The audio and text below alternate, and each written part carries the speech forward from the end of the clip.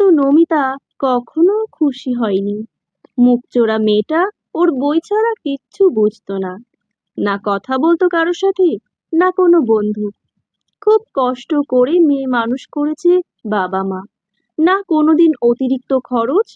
নমিতা চেয়েছিল ওর মেয়ে মানুষ হোক, ডাক্তার হলো, ভালো রেজাল্ট করলো, সবাই ধরে নিল ঠিক আছে, ভালো মানুষ হয়েছে।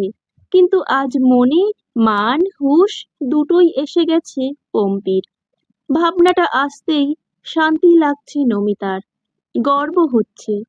তাকিয়ে দেখলো সজল ভাত খাচ্ছে, মাছটা পাশে সরিয়ে রেখে। কি গো, খাও, মাছ দিয়ে মেখে ভাত খাও। এই সুখেই মাছটা খাও যে মেয়েটা তোমার মানুষের মতো মানুষ হয়েছে। বলতে বলতেই নিজেও ভাত আর মাছ নিয়ে বসে পড়ল নমিতা।